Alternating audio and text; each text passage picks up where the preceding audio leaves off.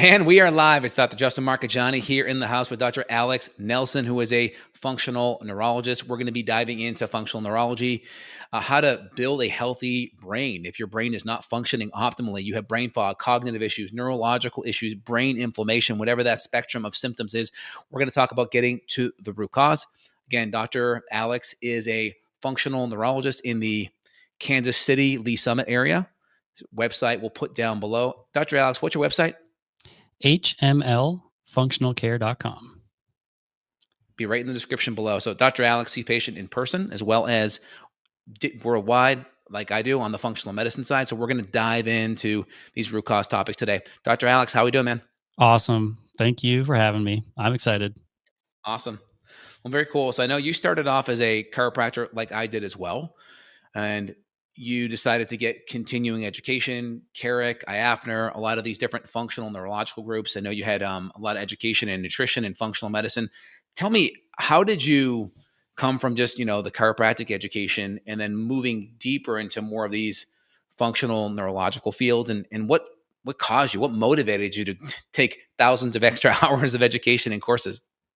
Well, first off, going to be fully transparent, and it starts with this was God for sure. When I was in school, I heard the word neurology, and I literally walked into the functional neurology club not knowing where I was going. So as esoteric as that sounds.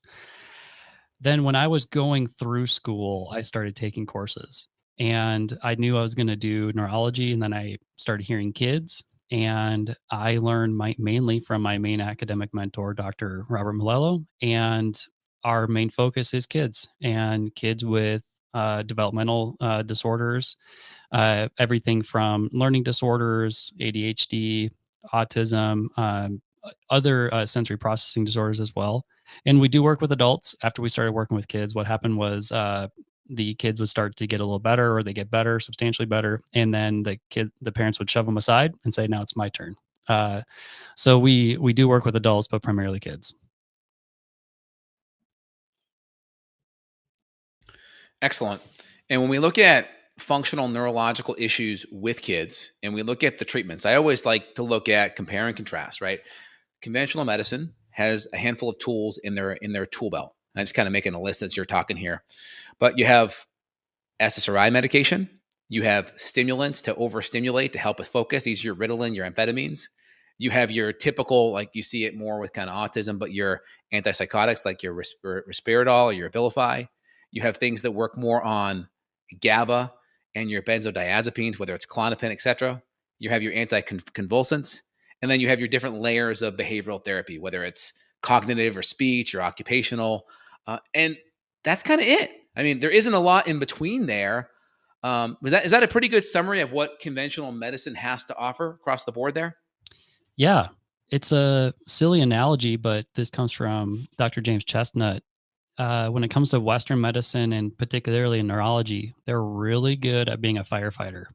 If your house burns down, i.e. your health or your brain, and you need something emergency to get you out of fix, Western medicine's awesome at that.